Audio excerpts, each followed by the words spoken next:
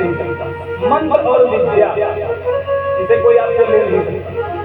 भाई कोई किताबें छीन ले जाए कोई दिक्कत नहीं, तुम्हारे बुद्धि में तो है, इसको तो कोई नहीं ले जाएगा। तो मंत्र से शक्ति उत्पन्न होती है। मंत्र आदि के द्वारा उसको अर्पण कर दिया, वो मंत्र प्रदान कर दिया कि जब वो आवाहन करेंगे तब कर्ण कुंती का पुत्र ही तो है, मंत्र हुआ घर में नहीं हुआ, मंत्र यही शक्ति। मेरे भाई आज इतना सब कुछ जब दे दिया, देवता लोग भ्रमण करते हुए नीचे की तरफ चलते हैं।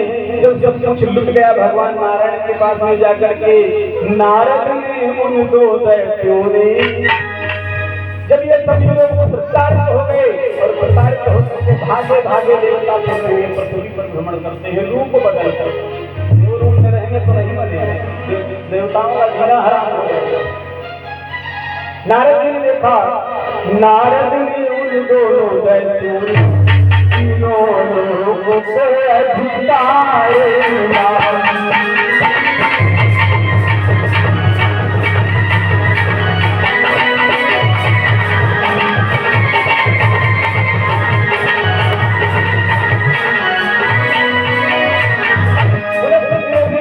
समझाते हैं। नारद उन दोनों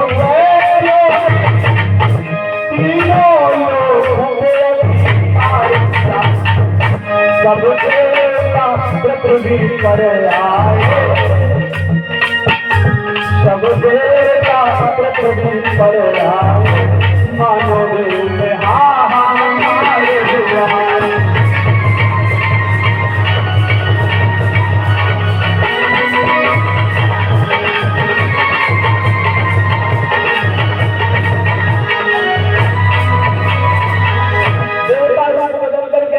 पर आ गए और सब कुछ छीन लिया गया, पूरी सत्ता छीन। इसे कहते हैं समय का परिवर्तन। वो पुरानी शक्ति अभिवृद्ध है, क्योंकि जब तक आप परिपक्व नहीं हो जाते तब तक आप अस्त्र शस्त्र चाहे मेरे पास वो बंदूक चलावेगा, निशाना नहीं मालूम तो बंदूक मारेंगे, बेकार। शक्ति तो मिल गई, लेकिन शक्ति को परिपक्व करने के लिए भी तो समय चाहिए। और जब तक वो शक्ति परिपक्व नहीं हो जाएगी तब तक भवानी युद्ध नहीं लड़ सकते। इसलिए मैया भवानी पर्वत श्रृंखलाओं में प्रवेश करते। देवताओं ने इस बात को छिपा लिया और उधर के अत्याचार से सब छीन गया। तब सभी देवताओं ने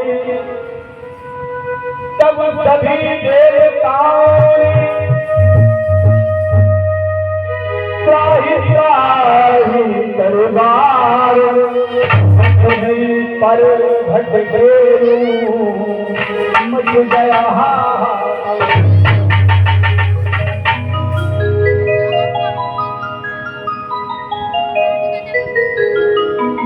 जब सब कुछ भूल गया, शुंभ और पूरा स्वर्ग देखा, पूरा पाताल देखा, कहीं नहीं ढूंढ पाए, तो उन दोनों ने रक्तबीज नाम के बलवान असुर को भेजा। क्या नाम? रक्तबीज को पृथ्वी पर भेजा।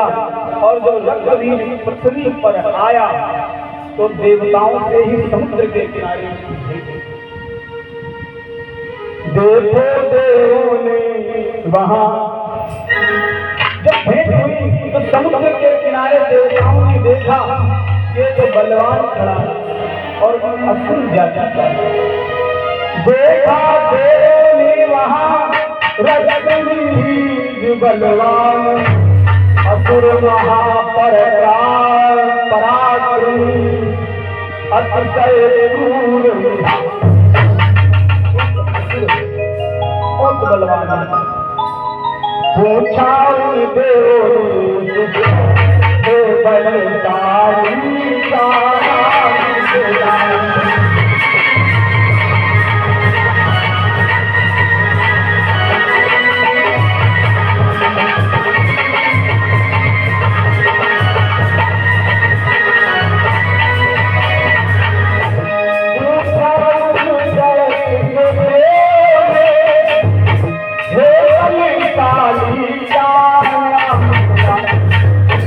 मुझसे मुझे क्यों भूले, तुम मुझको कभी मुझे क्यों, कुछ कारण आए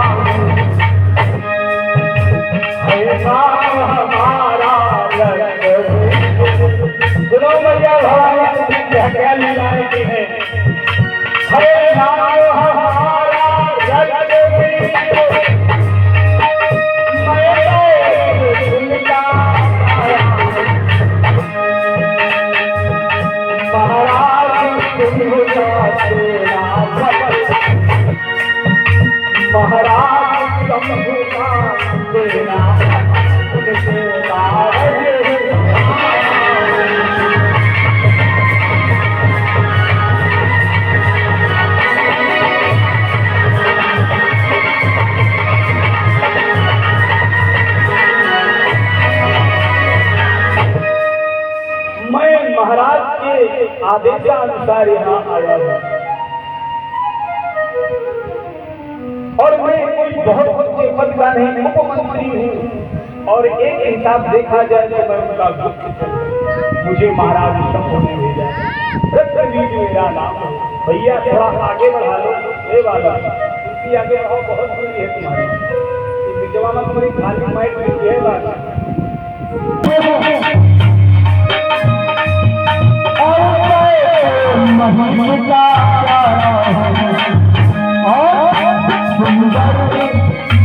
मैं महापराक्रम बड़ी, मैं महापराक्रम और विशाल भुजाओं वाला हूँ।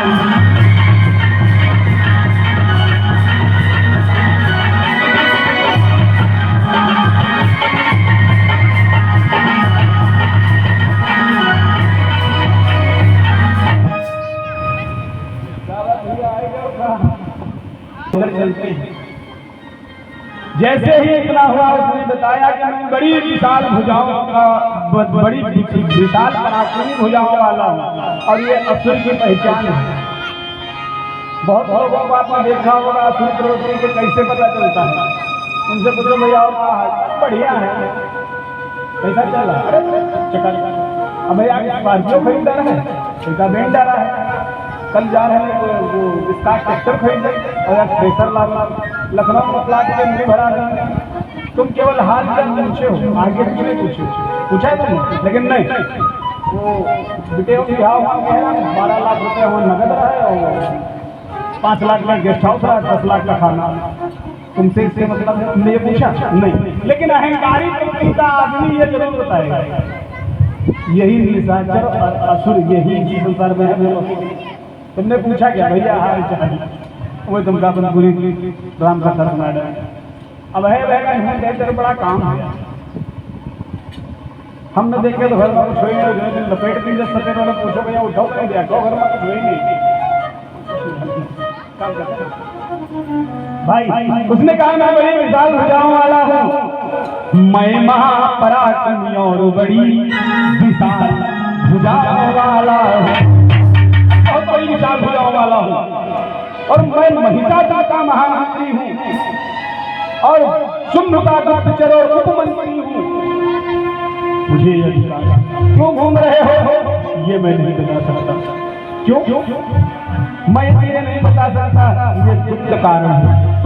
सुंदर और श्रेष्ठ भुजावान,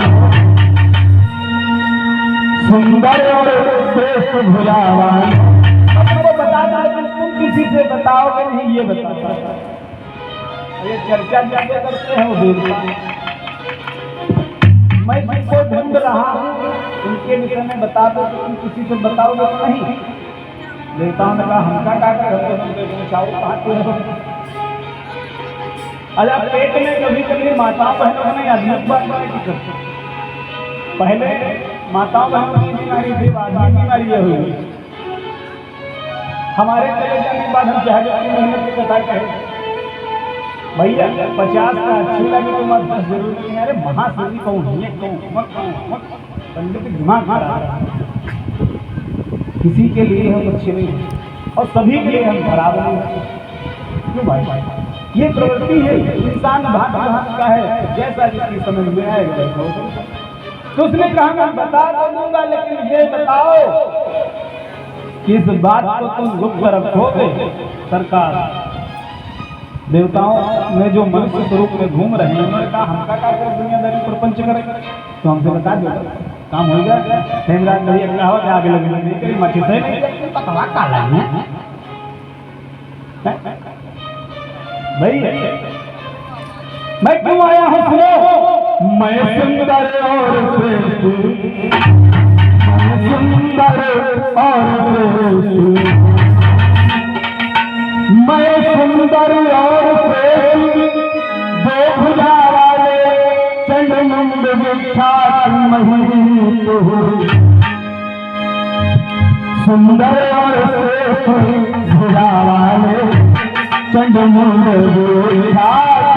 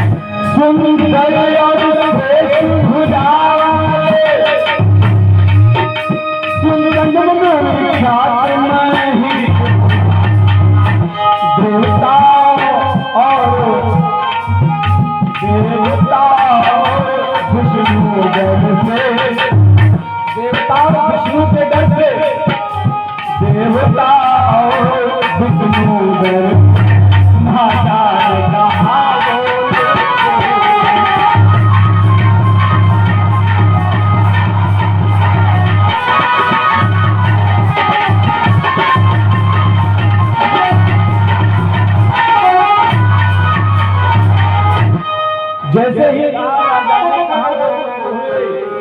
अच्छा देवता एक बात जानते थे रहस्य क्या था? भगवती जगदम्बा मां जब जा रही थी हिमगिरी पर्वत के अंदर, गिरिराज के अंदर, क्योंकि गिरिराज पर्वत जो है उनके पिता भी सती थी और सती स्वरूपा से उत्पन्न हुई, तो ये पिता का संरक्षण ले जा रही है। उसी समय जिस समय वृक्ष को मार करके जा रहे थे, तो ये दो दैत्य जो थे चंड और मुंड, ये भी बड़े पराक्रमी थे। और जब किसी निशाचर पर मुसीबत आ जाती है तो सारे निशाचर साथ खड़े हो जाते हैं।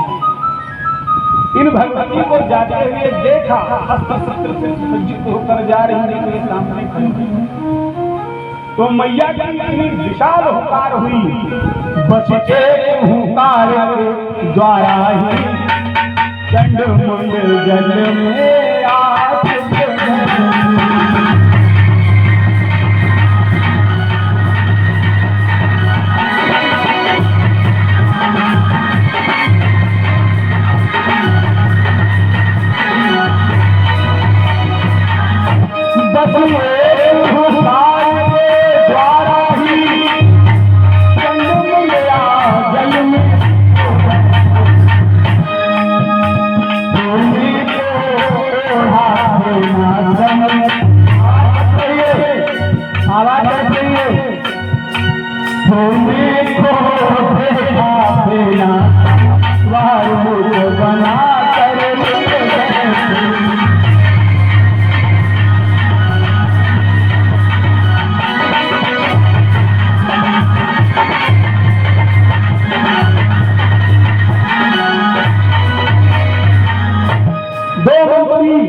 और दो मंत्री देवी के डर से जाकर के छिप गए हैं और समुद्र के किसी फेने में फेना ओढ़ करके, जिस फेने को कल मिनट नहीं किया, ये किसी को ढूंढ रहे हैं।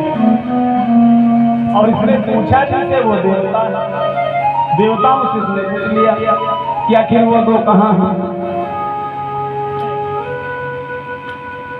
अच्छा तो तुम किसको चंडमुंड को ढूंढ रहे हो? हाँ हम चंडमुंड को ढूंढ रहे हैं। चंडमुंड है उन्हीं की तलाश करता हूँ।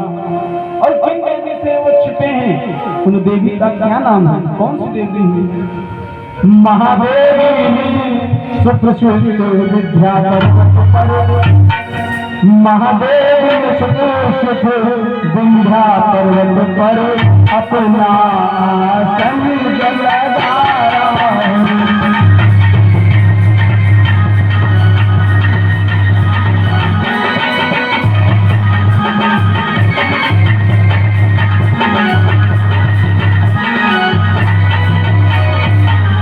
मैया भगवती ने जाकर के पहले हिमाचल हिमगिरी पर्वत में प्रवेश किया और वहां पिता की संरक्षण में अस्त्र शस्त्रों को सुसज्जित किया, दिव्य शक्ति मंत्रों के द्वारा अपने आप को परिपक्व कर लिया।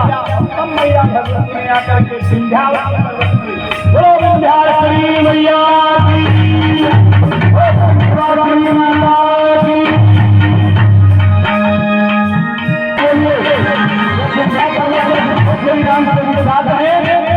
अब वहां पहुंच रही है। जय जय जय मां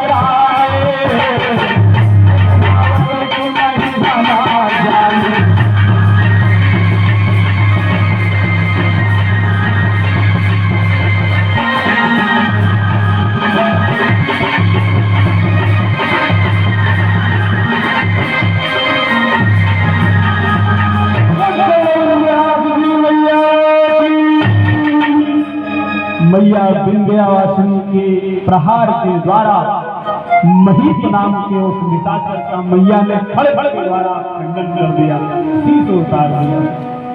देवताओं ने देखा, बड़े खुश। अब प्रकट होकर खुशी में बयान करते, प्रकट बयान करें तो अगर खुश हो जाए तो वरुण देवता बरसे। तो जब कभी मुस्कुराना होता तो देखो बहुत महीन महीन छापा गिरता है, तो उसको कहते हैं वरुण देवता मुस्कुरा रहे हैं। और जो बहुत विकराल जलावृष्टि होती है तब मेघ मालाओं को देवराज इंद्र आदेश करते हैं, वो आती है। ये बड़ा विचित्र प्रसंग है।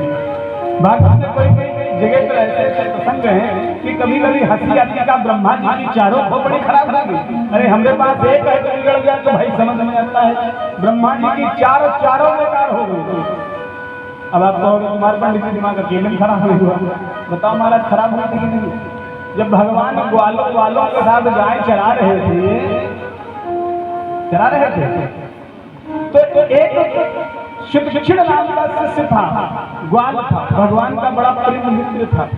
तो उसने कहा भैया तुम्हारे पहले नहीं होता था, हम लोग अपने घर से चावल बांध ले जाते थे, कोई हंडिया कोई भगोना कोई कैने पानी, और जाए गैया जब चराई जाती थी तो खिचड़ी बनाओ, कोठरिया लकड़ी की बनाई जाती थी, दीवार बना के और बढ़िया उनका कोठरिया बनाई जाता घर घर जंगल में। भैया तुम मेरे लिए कुछ लाओगे कि ना लाओगे? भगवान से बड़ा प्रेम करता है, बड़ा प्रेम है उसके मन में। तो तू अब मेरे लिए कुछ लाएगा कि नहीं लाएगा? हमारी ब्रज की बड़ी प्यारी भाषा है। लाला तो सो एक बात कहे ना, हमारे घर में कछु ताजा भोजन नहीं बने हो, यानी हम तुमको भोजन में कहा करावे? बड़ा छतरी है क्या मुझसे झूठ बोल रहे हो? अरे सारे घर में क्या कुछ भोजन बने हो, प्रसादी बने हो तो मेरे लिए लेके गए। उसके घर में कढ़ी बनी थी एक दिन पहले, बासी रोटी थी, सिकहरे बनेंगे, तब ये थोड़ी जी का सिस्टम नहीं रहेगा, यमुना जी का पानी पियो माखन खाओ। तो ने मन में विचार किया अगर नहीं ले जाऊंगा तो कृष्ण को बुरा लगेगा, और नगर ले जाऊं तो कहां वो इतने बड़े कुल में जन्मी, कहां मैं गई शोभा दे है, और नहीं ले जाता हूं तो एक मित्र का अपमान है। क्योंकि जब ये लेकर के कौशल गया तो मार्ग में जैसे थोड़ी थोड़ी बचा तो वहां से खेत में मुंह लगा दिया और पीने लगा कि जब बचेगी ही नहीं। मैं दिखाता हूँ कि मैं लाया था, लेकिन मैं चेक कर रहा था खट्टी थी कि मीठी थी, और जो ही दौड़ते दौड़ते मैंने अपने ऊपर भगोना या लगायो तब वह जितनी कड़ी है गई वह समूह से गिर गई। लाला कड़ी तो सारी खराब हो गई, तब कड़ी खाएगा, लेकिन भगवान का नहीं है सबसे बड़े क्षत्रिय वो कड़ी नहीं खा रहे हैं, वो अपना प्रीत दिखा रहे हैं अपने मित्र को। जैसे ही इधर से बह गई कढ़ी जीने के चक्कर में भगवान ने लगाई अपनी जबान सख्त से अंदर, भगवान ने जबान लगा के चाट लिया। ब्रह्मा में शंका हो गई, भगवान ने इन मूर्ख ग्वालों का झूठा चाटेगा। विचित्र बात है, इन मूर्ख ग्वालों का झूठा चाटेगा, हर नहीं हो सकते हैं यह तो नसीब। भगवान नंदलाल नहीं हो ब्रह्मा जितने और जा जाके अपने लोक को बांधा। कदम डार प्रभु तुरत चढ़े,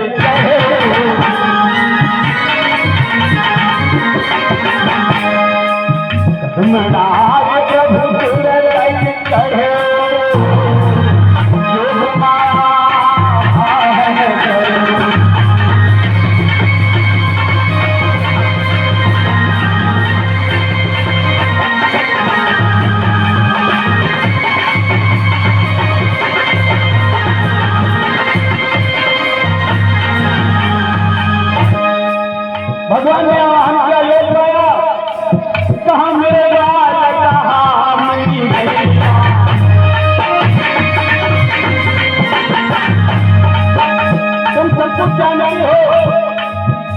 मुरद्वार कहाँ गैया, कहाँ गए सुंदर सब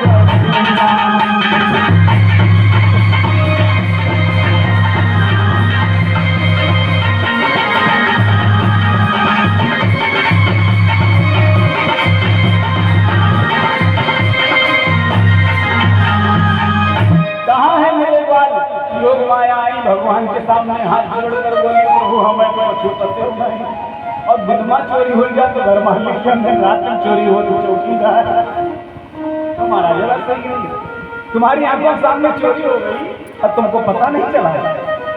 भगवान ने कहा हम गैया हमारा दुहाल प्रभु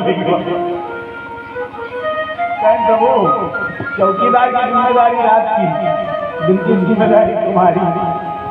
जब स्वयं जगदाधिपति के सामने चोरी हो जाए वहीं फिर वस्तु संसार को सुरक्षित।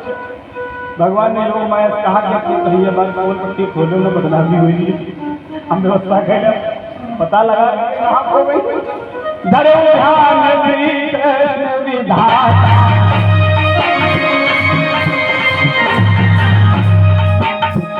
धरे ध्यान कृष्ण विधाता, जग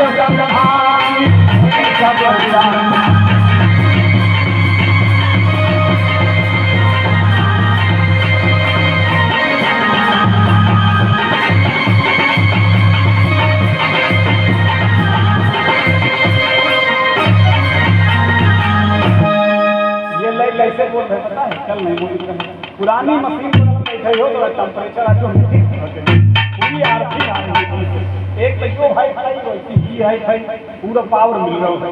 और यही में अगर गाँव में लिखो अब है भोर भारी बराबर है, बात सही नहीं लय लगती है, बड़ा आनंद आता है। और जो ही भगवान कन्हैया ने देखा ब्रह्मा मोरी गाय चुराई,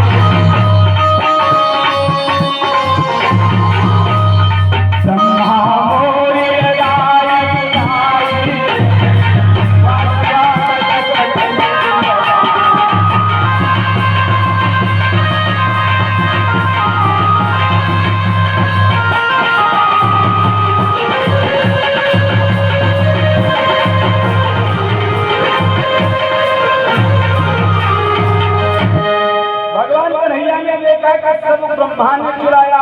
और एक बात बताएं, भगवान कन्हैया को किसी की चिंता नहीं है, उसमें चिंता किसकी है? एक गाय है, कौन सी? पद्मगंधा नाम है, बड़ी प्यारी गाय, जाकर दूध मुरलीधर खाए। भगवान कन्हैया को गाय का दूध पीते हैं पद्मगंधा, और ये पद्मगंधा नाम की जो गाय है कितना दूध देती है? 10 गैया के दूध है मिलाओ और फिर बढ़िया भट्टी लगाओ का पकाओ, और 10 गायों का दूध अब कै कैन होती है। अगर मान लो ऐसे समझा जाए कि 5 कैन दूध पकाओ, और फिर जो आधा कैन रह जाए, 5 कैन का दूध जब आधा कैन रह जाए, इतना दूध यूं समझें अगर तो 1 लीटर दूध देने वाली का 100 ग्राम दूध इतना ही दूध देती है जिसका भगवान का लिया दूध।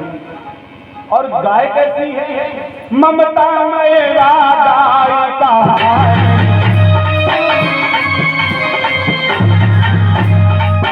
ममता मेरा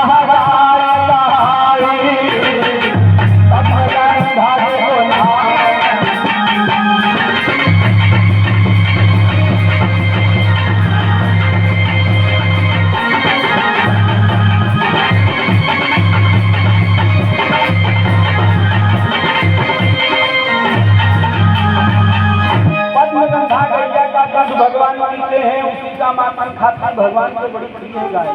और पद्मगंधा का दूध जो है वो कितना पौष्टिक है और पोषण है गाय के दूध, पद्मगंधा का जो दूध और बड़ा ही मीठा दूध है भैया, बड़ा स्वादिष्ट बड़ा मीठा। भगवान ने देखा कि ये ब्रह्मा की कारस्तानी है। अच्छा पूछा बिना कारण जाने भगवान भी नहीं रह सकते। भगवान ने हमने सोचा ब्रह्मा चोरी रहे गाय चाहिए तो हमसे ले लेते। ये जितनी गैया वाल बने हैं इनकी एक बहुत पुरानी कहानी भी है।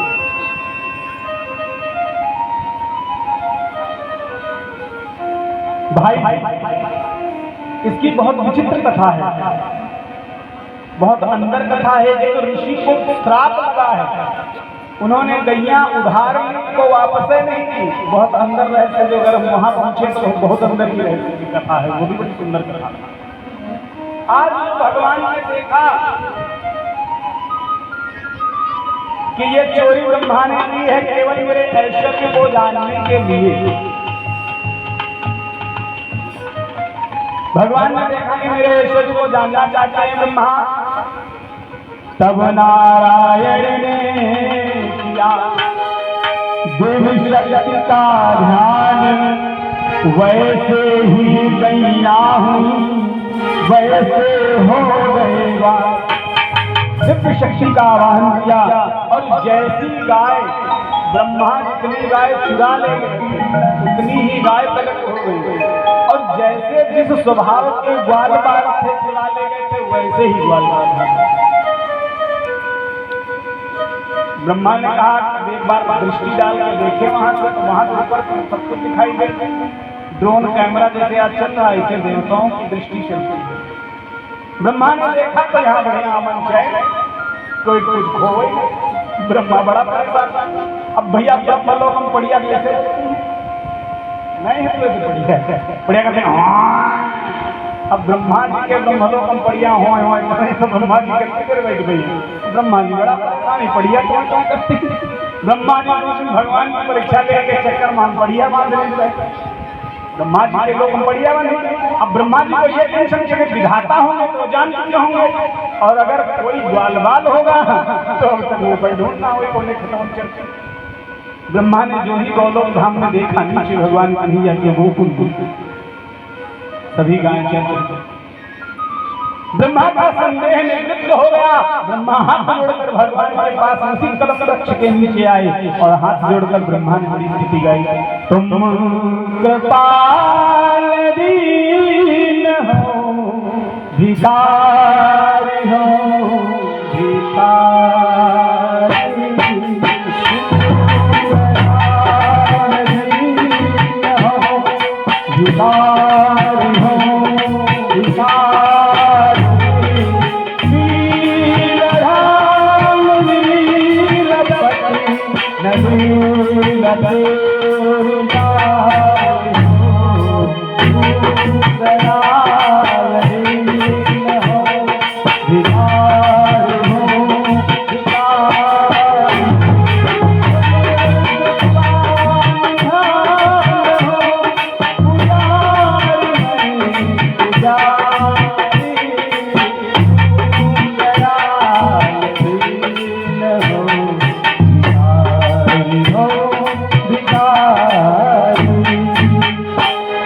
बड़ी कठिन लाइन है। तो होता क्या है भाई, ब्रह्मा ने स्तुति गाई कि तुम दयाल दीन हो भिखारी हूं, मैं भिखारी। आप दयाल, मैं आपके ऐश्वर्य को पहचान न सका, अज्ञान की परीक्षा तो क्षमा कर। भगवान ने कहा ब्रह्मा जी ये भी मेरी इच्छा से हुआ। समय समय पर उच्च अधिकारियों को चाहिए कि अपने कार्यालय में जांच करते रहे, कोई अधिकारी गड़बड़ काम तो नहीं कर रहा। पता लगे आवास बांट राजी के 4 आदमी के बने खड़े, उनका आवाज दे राजी के उसको बढ़िया बना दो, उनका बम नहीं। सज्जन अधिकारी का ये काम है। तो भगवान ने कहा मैं चेक करता रहता हूँ कि बीच में कोई गड़बड़ तो नहीं कर रहा। भगवान ने कहा मैं इसीलिए मैं जानता था कि तुम कुछ न कुछ सोच मेरे विषय में रहे। तो देवराज इंद्र जैसे देवता इस प्रकार की गलती कर जाए तो बहुत बड़ी बात नहीं। मैया निवासी ने उस निशाचर का वध कर दिया और जो महिष दानव को मैया ने मार दिया है, इसकी सूचना से पूरा असुर लोग हाहाकार में। सुन करके मरना महिष का सब देव होते आनंद।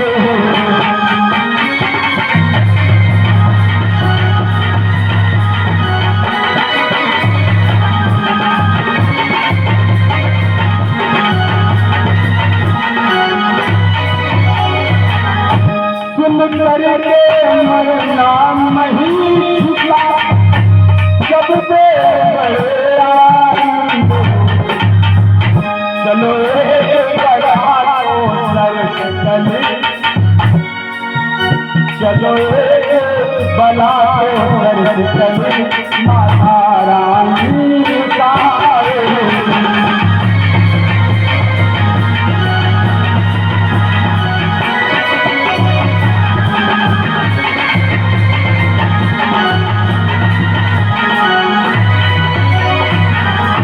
मन में विचार किया, चलो एक मुसीबत तो सर से टली,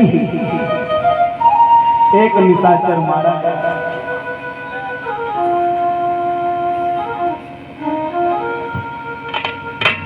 कोई नहीं जान सकता है परमात्मा की क्या सहायताएं मिल गई। सूर्य में दानव बड़ा परेशान है, आखिर हुआ क्या? आखिर महिष को मारा किसने और उस महिष नाम के राक्षस को मार दिया गया। इससे बड़ा हाहाकार मचा है। किसको संतान दीन वीर महान।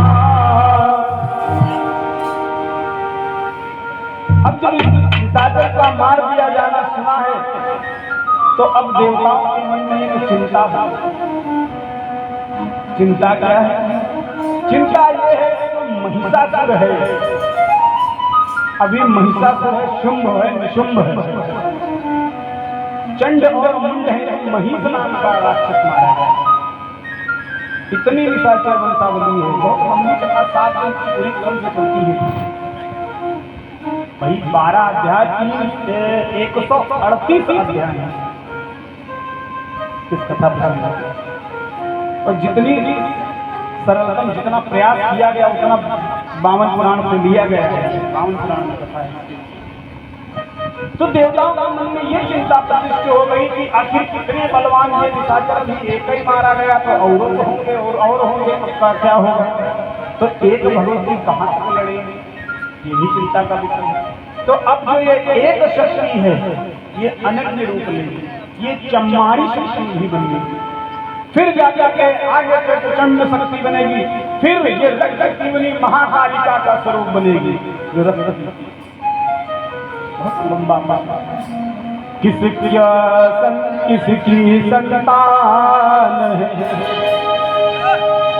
दोनों वीर महान, कितना बल है आप में, कहो प्रसंग संगा। उसके विषय में मैंने जान लिया, लेकिन अब मैं तुम्हारे विषय में जानना चाहता हूँ। देखो देवताओं का ख्याल है, सूचना भी मिल गई कि एक मार दिया गया। अब ये जो राक्षस है इसके विषय में जानना है कि रक्तवीर तुम कितने बलवान, तो ये जानने का तरीका हो यार। गांव को मजबूत पहलवान आदमी के विषय में, नर्वस आदमी अगर तुमसे लड़ना चाहता है क्या खलानत हो गया, हमार मार खा ले लगी, झंडा निकाल लेना, वो भैया मार दी तो कंधा जो है आज अब लाठी। अरे हमारे जो सामना हो जाए, हमसे ज्यादा वो लाठी चलाओ थोड़ा माहिर है, हम घुमा यूं सीखा रहा है, तुरंत बता वही देखता हूँ। अभी कोई कह दे तो कहते हैं आदमी गिर गए, आदमी के खोपड़ी फाट गए, लेकिन हमारी टोपी नहीं फटी। ये बताओ अब वह चीज नहीं कहेंगे व्यास गति, तुम जो हम कह गए तो श्री धाम वैकुंठवासी नारायण भाई कहा हो तुम में कितना बल है। बोला रघुवीर बड़े गर्व से, मुझे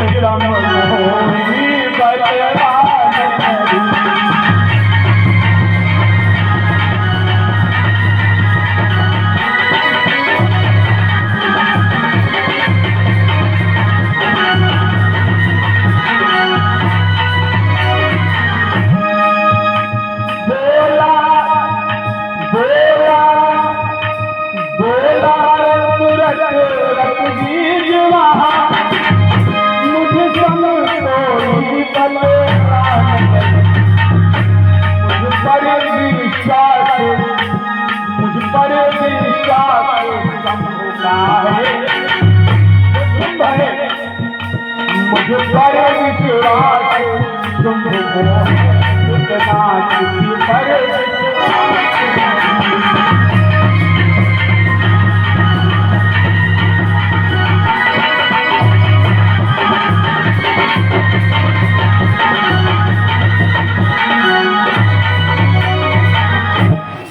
जैसे ही इतना बताया तो कहा कोई बात नहीं, तो तुम बलवान हो। हाँ हम बलवान हैं। अच्छा एक बात बताओ, तुम किसको ढूंढ रहे हो? हम चंडमुंड को ढूंढ रहे हैं। देवताओं ने कहा एक तरीका और है, अब उस बलवान को लाया जाए जिसने इनको भेजा। सागर के ही तल में है दो प्रसिद्ध बलवान, चंडमुंड नाम है, सुनो महाबलिया। चंडमुंड नाम के दो वीर सागर के तल में है, लेकिन तुम वहां जा नहीं सकते। जब ये बलवान है तो काहे नहीं जा सकता? भैया इंसान सब है, लेकिन सबकी सांस रोकने की विधि अलग अलग है। शिव पूजन महाराज इधर से खानदान उधर एक कैसे तुम निकल रहे हम साथ पहुंचाए जो मिश्रा जी तो तैरने की सबकी अलग अलग कला। तो क्या करूं मैं? तुम्हारे बस की बात नहीं, फिर कहाँ जाऊं? तुम जाओ अपने स्वामी इस समुद्र तट पर मेरा।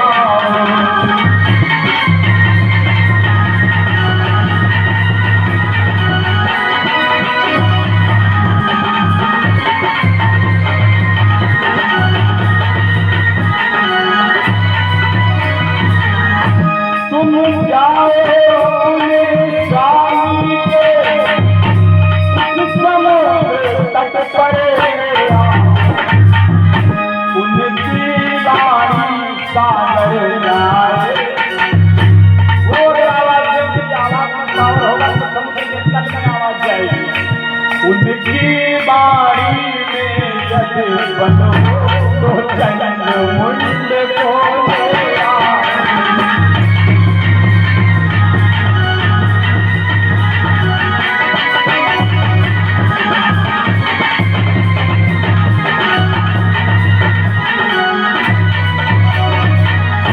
तुम जाओ और रत्नी अपने स्वामी को बुलाओ, क्योंकि समुद्र के तल में है,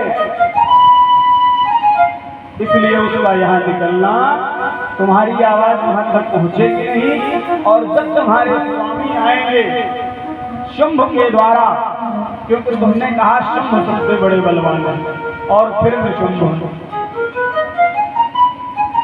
उनको बुला। अच्छा क्या मेरे द्वारा नहीं आएंगे? तुम्हारी आवाज नहीं पहुंचेगी। तो ये बात सच है। आज तक समुद्र के 100 हिस्से का में से केवल हम लोग 15 से 20% ही समुद्र को समझ सकते। समुद्र के तल में ऐसी ऐसी जगहें हैं कि जहां तक आज न विज्ञान पहुंच सका है, न कोई पनडुब्बी जा सकती है, न कोई इंसान जा सकता है। इसलिए तुम्हारी आवाज नहीं पहुंची। ऐसा नहीं समुद्र में पर्वत पहाड़ नहीं है, समुद्र के अंदर भी पहाड़ है। और भगवान कन्हैया जा चुके समुद्र के अंदर। संदीपनी ऋषि के संतान देवदत्त उस समुद्र के किनारे खेल रहा था बाल्यावस्था में, और उसी में वो खिसक गया, उसी के अंदर प्रवेश हो गया, और उसे एक निशाचर खींचकर अंदर लेकर के गया।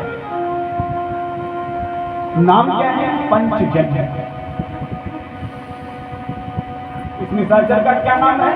पंचजन्य। भगवान कन्हैया के हाथ में उसका क्या नाम है? पंचजन्य। क्या नाम है? पंचजन्य। हुआ क्या था? एक समय भगवान की शिक्षा हो गई,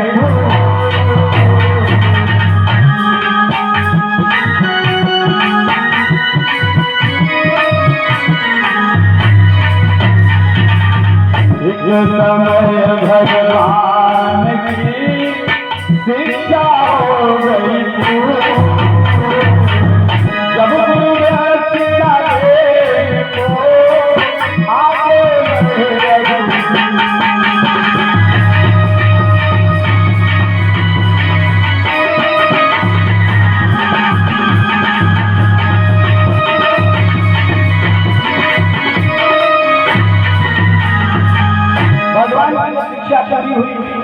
ये दुनंदन भगवान महर्षि शंदीपनी के पास में गए और बोले, गुरुदेव आपने मुझे संपूर्ण विद्याओं और कलाओं से परिपूर्ण किया, मेरा मन है कि मैं आपको गुरु दक्षिणा दूं।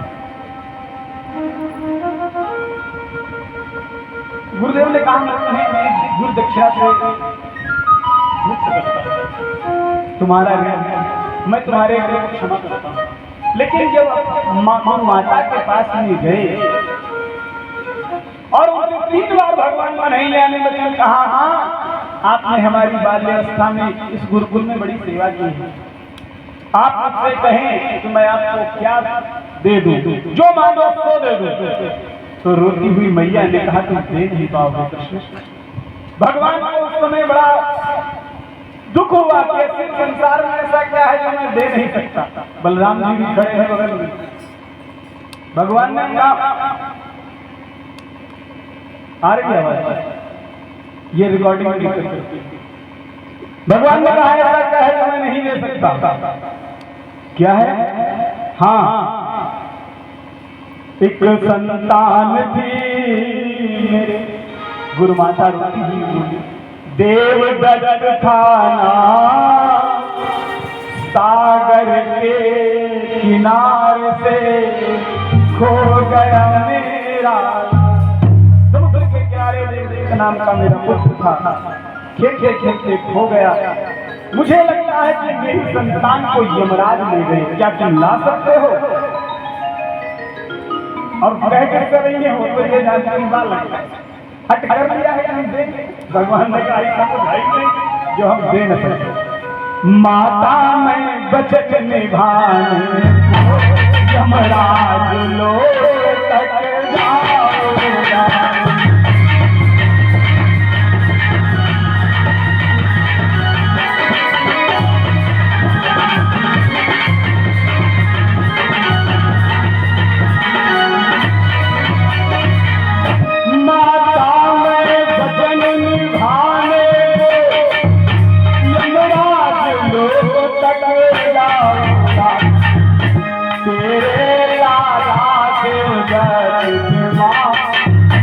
तेरे लाला देवदत्त मैं यमुना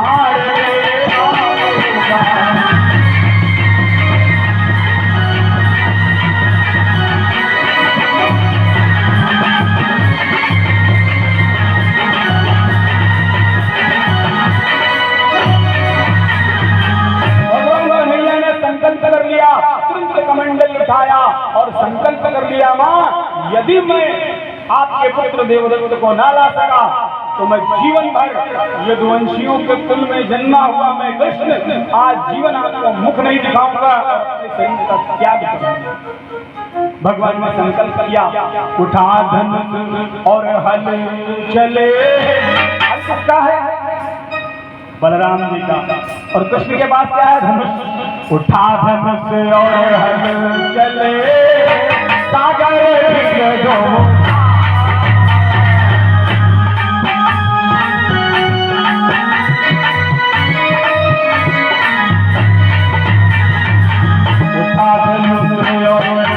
चले सागर जो धनी करी हाले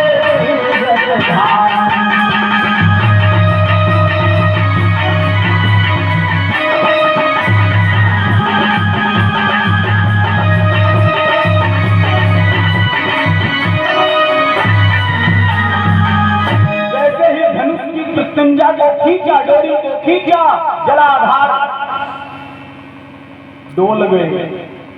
जब समुद्र देवता डोले, आवाज दी भगवान में, बाहर निकलो। राजा समुद्र देव, शगर देव, सागर देव, बाहर निकलो। समुद्र देवता की जैसी आवाज दी। देववाणी और मनुष्यवाणी बड़ा भेद होता है। मनुष्यवाणी बाहर से सुनाई देती हो, देववाणी अंदर से सुनाई, चाहे कितनी रह रही है। भगवान की वाणी को जो भी 3 बार भगवान ने कहा निकली।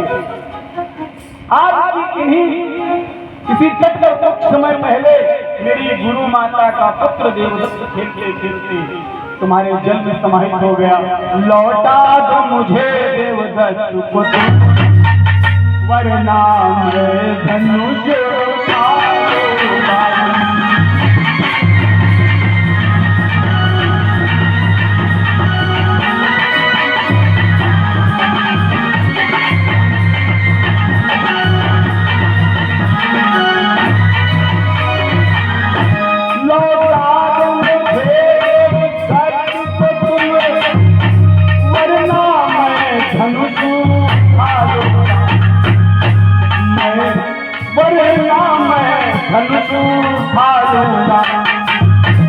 माता को दिया वचन मैंने, माता को दिया वचन मैंने, हर हाल में उसे निभाऊंगा।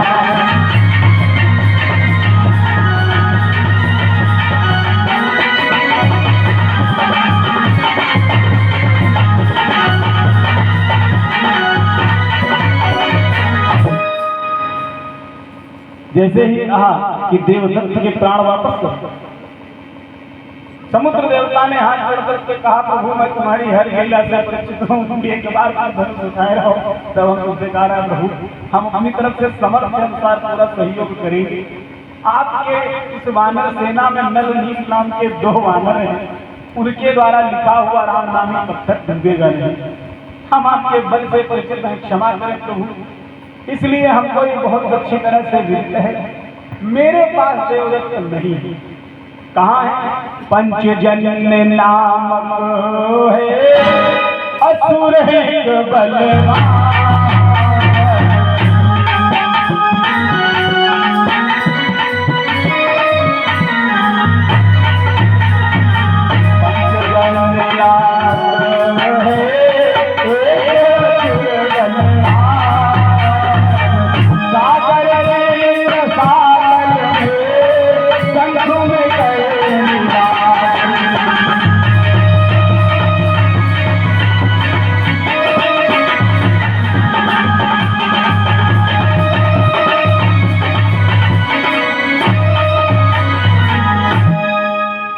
पंचजन्य नाम का निशाचर राक्षस है, उसी ने उसको पकड़ा था और पकड़ करके समुद्र की अंदर जो गहरी गुफाएं हैं, समुद्र में पर्वतनुमा जो गहरे गड्ढे हैं, उनमें एक शंख था। वो विशाल शंख है, उसकी ध्वनि बहुत विकराल है। हे केशव, वो उसी शंख में प्रवेश कर गया है, उसके प्राणों को मेरे पास नहीं है, मैं आपको दे नहीं सकता। भगवान ने कहा कोई बात नहीं, तुमने पता बता दिया हम। भगवान कृष्ण ने और बलराम ने अपना हल उठाया, उन्होंने धनुष समुद्र में प्रवेश कर गए। भगवान समुद्र में प्रवेश कर गए और जाकर के ललकारा है, पंचजन्य उठो, हे पंचजन्य निश्चर उठ जा, देखो तेरा काल चल आया है।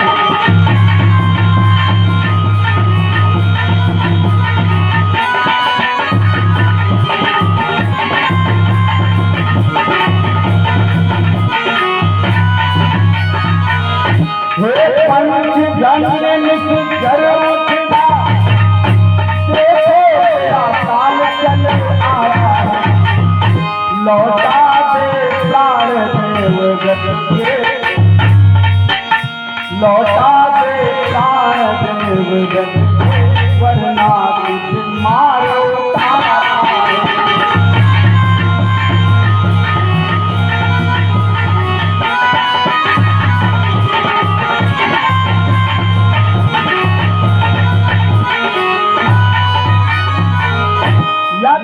प्राण वापस कर दो, अन्यथा मुझसे युद्ध करो।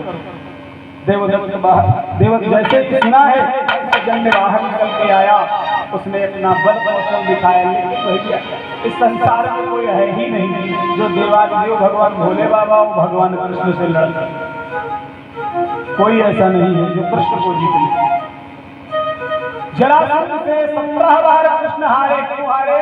क्योंकि वो ब्राह्मणों को यज्ञ में बिठा के ले जाता था और भगवान यज्ञ को पूरा करने के लिए रण छोड़ के भाग गए 17 बार। जरासंध से जब युद्ध हुआ 17 बार कृष्ण को हराया, तो कृष्ण हारे नहीं। अब आप कहोगे हारे काहे नहीं? कृष्ण इसलिए नहीं हारे, उन्हीं से वो वरदान मांग रहा है कि हम चिरंजीवी हों, और अगर भगवान मार दें तो फिर वरदान झूठा हो जाएगा, मंत्र झूठे हो जाएंगे। तो भगवान का एक नाम पड़ गया था रणछोड़राय। एक कृष्ण का नाम क्या है?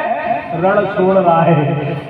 भगवान बात कहेंगे भैया, पढ़ा होगा आप लोगों ने। हम ये जानते हैं सरैया में विद्वान हमारे ब्राह्मण भाई बहुत हैं और बड़ी आनंद से कथा सुनते हैं। जैसे ही समझाया पंचजन ने, राक्षस खड़ा हो गया, तुम मुझे मारने की धमकी दे तो मैं भी तुम्हें पार लगा दूंगा। एक बाण उठा करके हल बल धरने जो उसके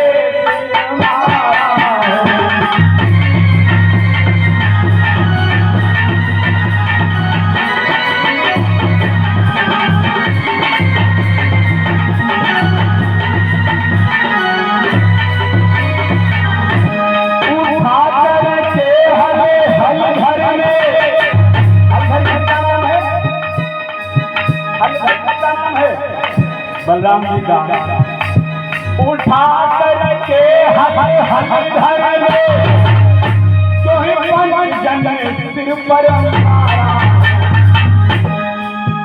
बोला उसके प्राण यमन गए। मेरे पास नहीं है हड्डियां मंजरी है मेरे पास, बोला उसके प्राण यमन गए। यमलो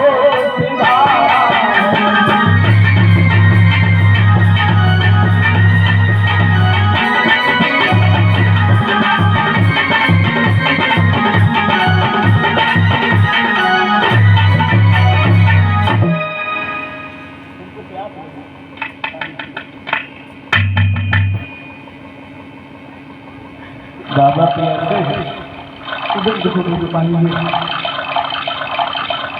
यो जल बाबा यहाँ मेटो अपनी क्षुधा, बाहर का चले आओ ग्रह सकता। आज वही भगवान ने देखा, पंचजन ने कहा मैं भी यमराज के लोक को जाता हूँ और देवदत्त के प्राण मेरे पास नहीं है, यमराज के पास है। भगवान ने कहा हम बचन के नभी जा रहे हैं, जाकर के यम के द्वारे पर, जाकर के यम के द्वारे पर श्री कृष्ण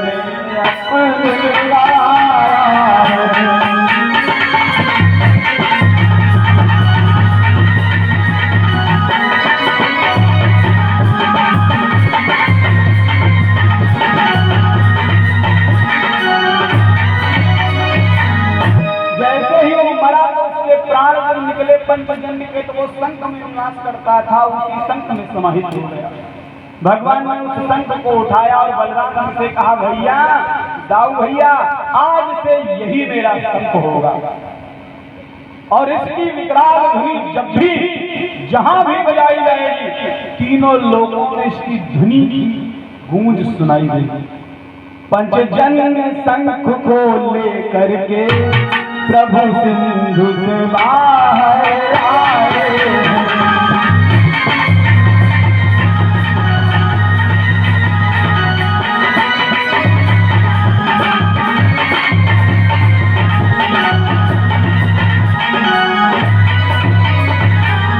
पंचजन शंख को लेकर के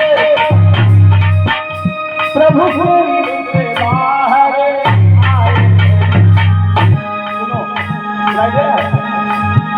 पंचजन शंख को लेकर के प्रभु सिंधु के बाहर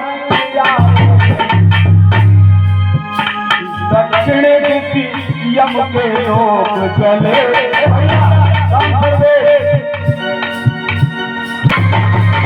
दक्षिण दिशा में यमपुरी है।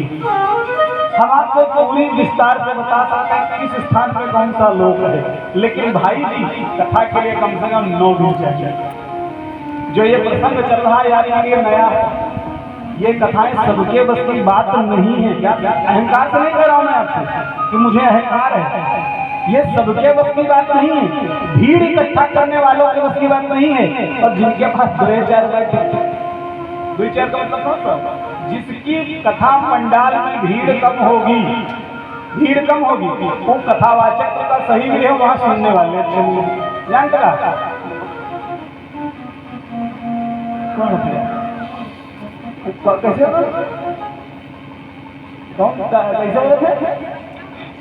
ढोलक मां बजरे सितार बलन, ये कथा समझ में आओ तो मिर्गी है, इससे कल्याण नहीं होगा। मैं विरोध नहीं कर रहा हूँ, गलती कथावाचकों की नहीं, सुनने वाले थे। तुम मनोरंजन के लिए कथा कराते हो तो मनोरंजन मिले, दरवाजे से कथा भैया गलती किसी की नहीं है, कथावाचकों की गलती नहीं। आजकल मनोरंजन के रूप में देखा जाता है इन कथाओं को, इसीलिए इतने गहरे सोच में उतरने की सामर्थ्य नहीं रहती और ना समझ पाएगा। अब कहाँ से ये रखी है अभी मेरे पास, जब मैं नीचे उतरूँ आना। अब कदम महाराज यही मुझसे निकाले हो, अगर आपको संशय है तो आप पूछ सकते हो कि कहाँ मेरे ये रखे है ये कथा। लेकिन इसको संगीत में ढालने की बहुत बड़ी जिम्मेदारी है, संगीत में नहीं ढाल सकते। और ये इसी की कथा है, अलग से नहीं, इसी की कथा है। लेकिन ऐसा प्यारे जी आपके बीच में परोसी जा रही है कि संगीत में बन रही है, तो भगवान को भाव में अगर आ गए आप बांध सकते हो। यमपुरी को भगवान में नहीं आ गए और हरधर बलराम जी साथ में हैं। भगवान ने तुरंत यमराज के दूतों से कहा जाओ हम यमराज से मिलना चाहते हैं। यमराज के पार्षदों ने जब देखा, यमराज के पार्षदों ने देखा करे स्वशरीर मेरे इस लोक में कोई भी नहीं आ सकता है।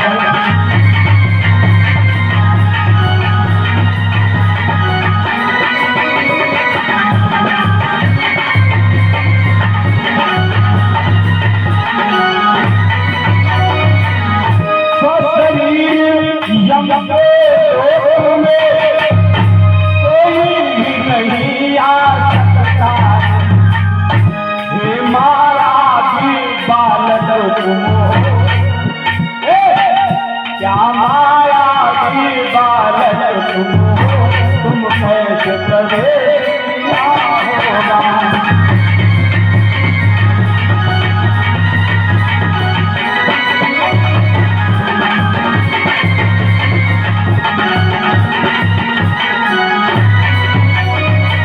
क्या माया की बालक हो, स्वस्थ शरीर यहाँ कोई नहीं आ सकता। अब ठीक है भैया, देखो आवाज आ जाए, हम किसी पे ऐसे ही जानते लगा तो हम सभी एक बात कर दो, वही कथा नहीं है, देश बढ़ाओ तो टाइम है। अब देखो ठीक है, इतनी दूर से पकड़ लो और फिर ऐसे होता है कभी हम तो जैसे ही यही इतना कहा है, भगवान ने कहा काम करो, हम स्वस्थ शरीर आए हैं या ये बैकुंठ हमने बात कर या हमरा है, इससे तुम्हारा मतलब नहीं। हमें यमराज से मिलना है, या तो तुम हमें जाने दो और अगर ना जाने दो तो तुम द्वारपाल हो। द्वारपाल और दूत को कभी दंडित नहीं करना चाहिए। जो गलती की थी सनत सनंत कुमार, वह गलती कैसे करे जगपति आधार। जनक नंदन संत कुमार ने जय और विजय को श्राप दिया था, तो भगवान है ये जानते हैं कि दूत को अगर दंड दे तो श्राप देंगे तो इसको निर्दोष मारा जाएगा, लेकिन श्राप नहीं दूंगा। जाओ और जा करके यमराज से कह दो कि तुमसे मिलने के लिए कोई आया है। ये नहीं ना मैं ईश्वर हूँ, मैं आया हूँ। जाकर के दूतों ने यम से, जाकर के तुम यम से मेरा यह प्रिय संदेश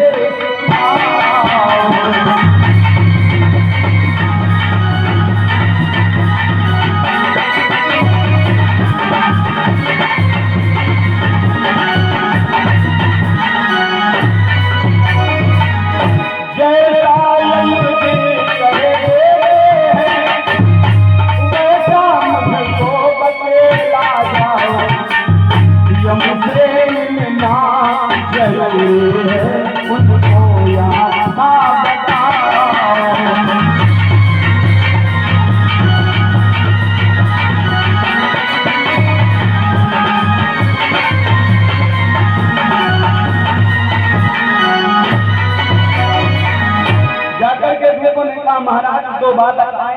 के हाथ में हल है, दूसरे के हाथ में धनुष है, और हट करके आए हैं, उसका शरीर प्रवेश मांग रहे हैं। यमराज ने कहा, तुम्हें यमपुरी का नियम नहीं मालूम? मेरे सामने जीवित व्यक्ति आ ही नहीं सकता है। मैं यमराज हूँ, मुझे अधिकार है, मेरे किसी की सामर्थ्य नहीं। जाओ दंडित करके भगा दो। भगवान अंतर्यामी वो वहां बोल रहे हैं, माइक्रोफोन से यहाँ सुन रहे हैं। भगवान ने जरा सा धनुष ऐसे किया, पूरा यमलोक, यमराज उठे नहीं। भगवान ने कहा, अगर जिद करते हो आसन के संग चले यम, जिसपे बैठे थे बड़ा होगा, आसन के संग चले यम, और प्रथम द्वार पर आए कृष्ण कन्हैया को, फिर दृष्टि चढ़ाए। भगवान कन्हैया को देखा, तब इनकी समझ में आया कि मेरा आसन कोई हिला नहीं सकता सिवाय जिसने आसन दिया है उसके अलावा। तुमको कुर्सी से वही उठा सकता जिसने तुमको कुर्सी पे बिठाया है। यमराज की समझ में आ गया, दृढ़ दृष्टि के द्वारा भगवान ने दृष्टि प्रदान किया कि यमराज मैं हूं। भगवान ने कहा, तुम्हारे यहाँ देवदत्त के प्राण हैं, और मैंने अपनी गुरु माता को वचन दिया, संदीपनी ऋषि की पत्नी को, कि मैं आपकी संतान के प्राण वापस लाऊंगा, मुझे उसके प्राण चाहिए। यमराज ने कहा, प्रभु सब तो ठीक है, मैं प्राण तो दे सकता हूँ, लेकिन शरीर का, क्योंकि शरीर तो जल जाता है, और समुद्र में पंचजन्य ले गया है। पंचजन्य के द्वारा आघात से उसकी मृत्यु हुई, तो हम ढांचालय मांस हम तैयार कर। इसीलिए आपने देखा होगा कि बहुत कम समुद्र या कहीं पुरानी जगहों पर 20-100 साल पहले का भी अगर खोदा जाता है तो कहीं न हड्डियों के अवशेष मिल जाते हैं। उन्हीं अवशेषों का निर्माण किया भगवान, और पुनः शरीर प्राण उसमें बसा करके और ले जाकर के माता को लेकर के अपनी दक्षिणा प्रदान कराई। श्री कृष्ण जन्म भगवान की। इस प्रकार पंचजन्य संघ को भगवान ने धारण किया। 5